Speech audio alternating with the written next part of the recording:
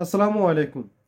এই সাইয়েদে যে আপনাদেরকে বলে যে সংযুক্ত আরব আমিরাতে ভিসা চালু হচ্ছে আপনারা আসতে পারবেন। এই কথাটা যে আমি যে বলি আপনারা কতটুকু বিশ্বাস করেন? অনেকেই বিশ্বাস করেন কারণ আমার একটা ভিডিও ভিউ 10,000 20,000 30,000 যদি হয়ে থাকে। কারণ সবাই কিন্তু বিশ্বাস করেন যে সাইয়েদ ভাই কথাটা বলছে ভিসা চালু হবে, কিন্তু কথাটা কিন্তু বাস্তব, ভিসা চালু হবে। আমি আপনাদেরকে এই বাস্তবতা প্রমাণ দেখাতে গিয়ে অনেক টাইম অনেকগুলো আমি পোস্ট করি, যে লেখা আকারে পোস্ট করি যে সংযুক্ত আরব আমিরাতে ভিসা চালু হচ্ছে, এই প্রমাণগুলো আমি আপনাদেরকে দিয়ে থাকি।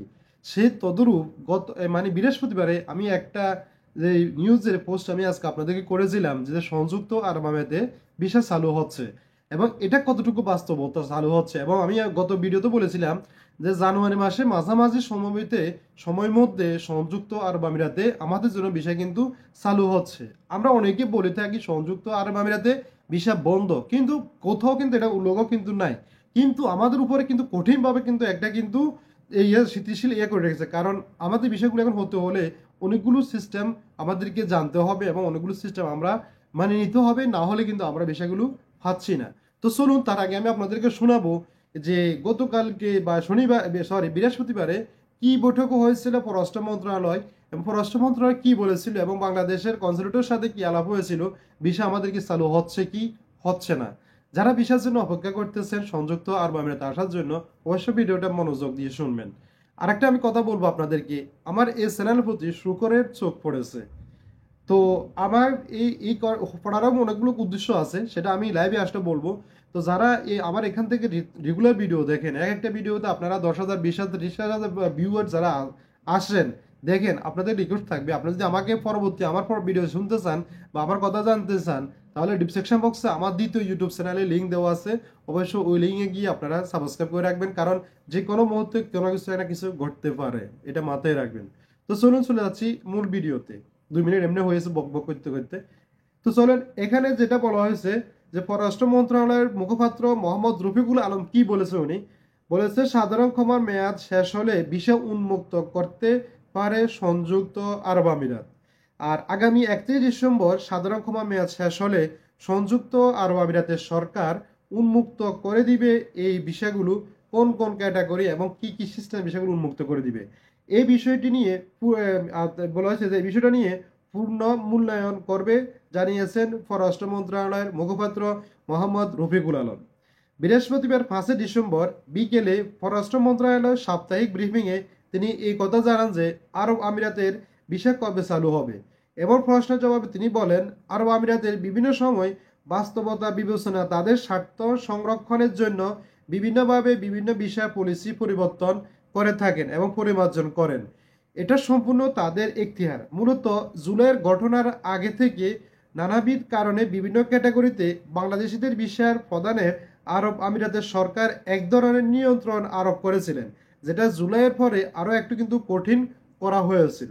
কঠিনটা কেন করা হয়েছিল এবং তারপর কি বলছেন, যেসব ক্যাটাগরিতে বাংলাদেশি ভিসা পেতে সমস্যার সম্মুখীন হচ্ছেন সেগুলো আরব আমিরাতের সরকারের কাছে বিভিন্ন পর্যায়ে তুলে ধরা হয়েছে।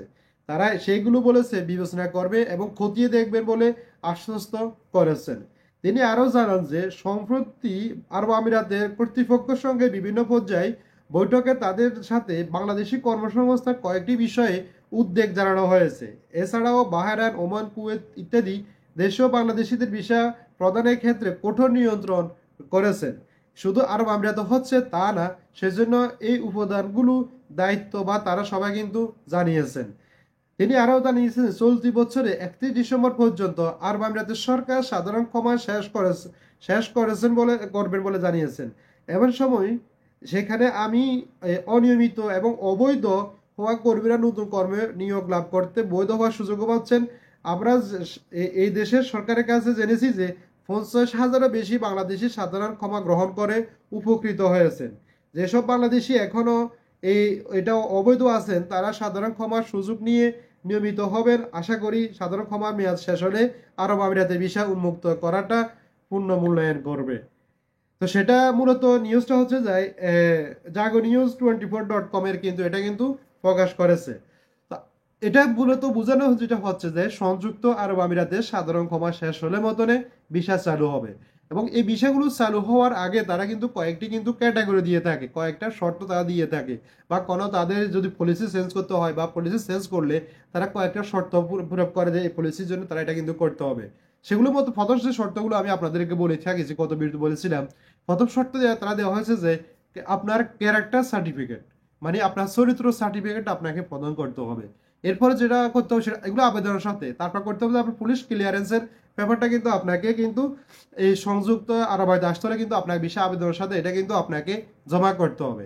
শুধু এখানে শেষ নয়, আরেকটা কিন্তু আপনাকে করতে হবে, সেটা হচ্ছে যারা যে অনার্স বা ডিগ্রি যারা সার্টিফিকেট যারা আছেন তারা কিন্তু চাইলে হাই প্রফেশনাল বিষয় কিন্তু আপনারা কিন্তু আসতে পারবেন। কিন্তু এর আগে আমরা যেটা করেছিলাম সেটা হচ্ছে আমরা ভুয়া সার্টিফিকেটের মাধ্যমে বা জাল সার্টিফিকেটের মাধ্যমে বিভিন্ন ক্যাটাগরির মাধ্যমে কিন্তু আমরা হাই প্রফেশনে বিষয় চলে এসেছি। আর আরেকটা কথা যেটা হচ্ছে এই বিষয়টা আসতে গিয়ে যারা বর্তমানে তাদের বিষয়ের যে ডেট শেষ হচ্ছে এখন, তারা কিন্তু বিষয়ের আগে গেলে অনেকগুলো সম্মুখীন হবেন, কারণ এখানে অনেকগুলো লাইসেন্স ব্লক হয়ে গেছে, অনেকগুলো লাইসেন্স বন্ধ হয়ে গেছে, অনেকগুলো লাইসেন্সের উপর জরিমানা এসে গেছে। তারা এখানে আপনাদের নামের উপর স্যালারি দেয় না, তারপরে আপনাদের স্যালারি দেখিয়েছে 4,000, 5,000, 6,000 দ্বারা স্যালারি দেখিয়েছে। এগুলো বিভিন্ন জটিলতা দেখিয়ে কিন্তু তারা কিন্তু এই বিষয়গুলো উঠেছিল, অনেকবার অনেক ইয়েগুলো উঠেছে। কিন্তু এখন কিন্তু আপনাকে বিষয় লাগাতে গেলে দ্বিতীয়বার এগুলো সমস্যার মধ্যে পড়বেন, এবং ক্যান্সেল করে আবার ট্রান্সফার হতে গেলে কিন্তু সমস্যা কিন্তু আপনাকে পড়তে হবে। তো এখন সংযুক্ত আরব আমিরাতে ভিসা চালু হচ্ছে, এটা কিন্তু আপনারা ফাইনাল থাকতে পারেন যে সংযুক্ত আরব আমিরাতে ভিসা চালু হচ্ছে। এবং কি এই যে ভিসা চালু হচ্ছে, আমরা অনেকে বলে থাকি যে সংযুক্ত আরব আমিরাতে ভিসা বন্ধ, কিন্তু এটাও কিন্তু কোথাও কিন্তু কোনো উল্লেখ নাই যে যে ভিসা বন্ধ আছে, এটা কোথাও কিন্তু উল্লেখ তারা কিন্তু করে নাই।